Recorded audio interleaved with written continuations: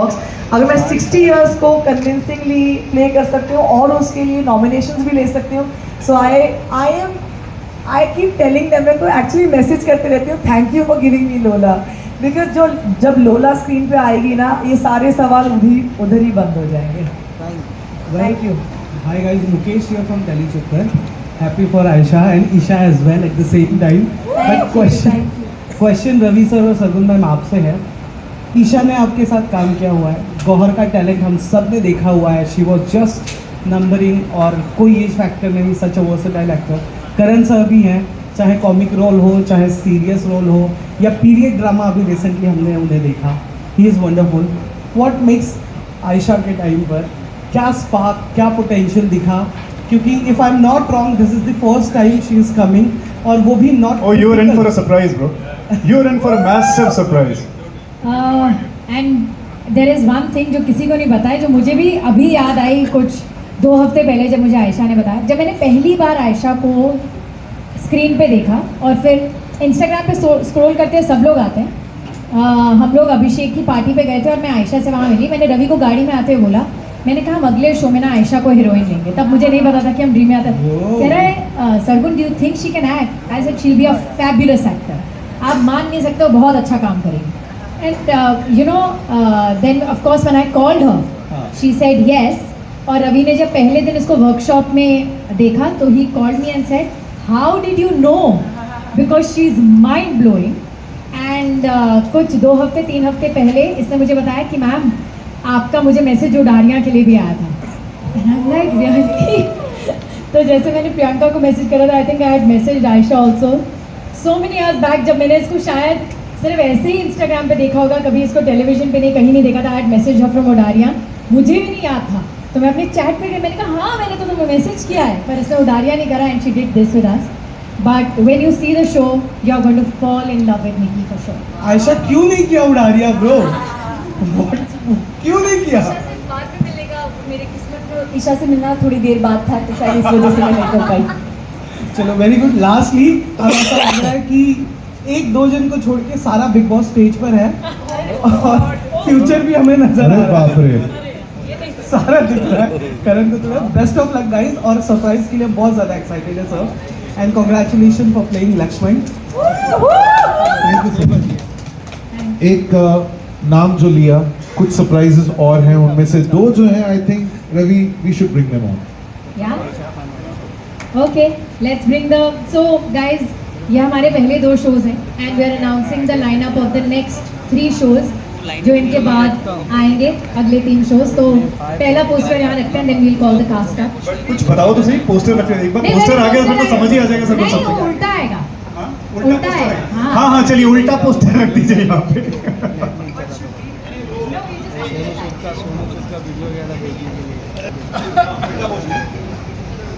जोरी हिट है भाई करण आयशा का, देखो एक दूसरे को संभाल रही है। हाँ बस ठीक है। चलो भाई शंकर। सो गाइज ये हमारे 2 बहुत ही चहीते लोग हैं, इन्होंने हमारे साथ काम भी किया है and I think they are more than actors, they are family to us and we are very very happy to announce they will come and reveal it themselves I think. Please okay we'll reveal and then call them on stage, but are they ready? Okay, how do we reveal? Priyanka और मनीषा।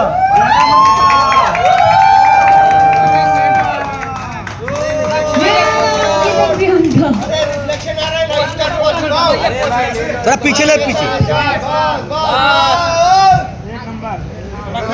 बस perfect. Okay, क्या बात है, क्या बात है। अब हम माइक इन दोनों को दे देते हैं। पहले हम ताली बजा देते हैं तुम्हारे लिए। Well thank you so much. और चलो हम शुरुआत कर लेते हैं। वैसे मैं बहुत एक्साइटेड हूँ for this and as you can see मेरे एक्साइटमेंट की वजह अलग है। शो तो आई नो कि बिकॉज सरगुन मैम और रवि सर हैं तो डेफिनेटली बहुत अच्छा बनने वाला है, लेकिन उसके साथ में I am working with them again. This is the excitement I have and with my most favourite person here. Oh, with your most favorite person. ये मेरी बात नहीं कर रही है, रवि सर की बात कर रही है। You all three. So yes, excitement level obviously बहुत हाई है एंड मेरा तो तीसरा एसोसिएशन है ड्रीम यात्रा के साथ एंड मेरे साथ जुनूनियत में भी यही हुआ था और इसमें भी यही हुआ है। सरगुन ने सिर्फ इतना बोला कि ये मेरा शो है और तू कर रहा है, बाकी क्या है शो क्या है क्या नहीं है वो सब बातें बाद में। तो like as he said we are family and जब भी इनका कॉल आता है, जब भी कुछ ऐसा है तो क्वेश्चन कुछ होता ही नहीं है, because we have blind faith in them कि सरगुन एंड रवि बना रहे हैं तो शो अच्छा ही होगा। क्या बात है। That's a lot of tension. But guys, we wanted to bring our most loved जोड़ी back and I think फतेह और तेजो को जितना प्यार मिला उतना अब अंकित और प्रियंका को तेरे हो जाए हमें मिलेगा। You're going to see a massive love story and it's one of my favorite shows. एक टाइम पर तो ऐसा था कि मैंने कहा था मैं किसी और को करने नहीं दूंगी। I love it so much.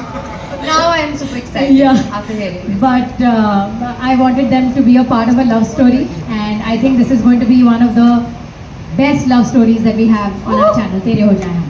क्या बात। Thank you. किसी को इनसे कुछ पूछना है? वरना हम रवि, हाय, प्रार्थना this side from TV. Hi.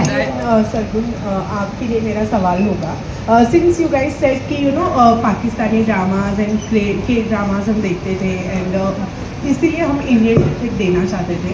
So I want to know कि Pakistani dramas are known for less numbers of episode, तो आप लोगों ने क्या सोचा है इस प्लेटफॉर्म पर, मतलब कितने छोटे episodes? So basically our episodes are anywhere between 24 to 28 episodes. Same format है जो आप देखते हैं, 24 से 28 episode, 35 to 40 minutes and they all have their own original songs, original tracks which you call OSTs.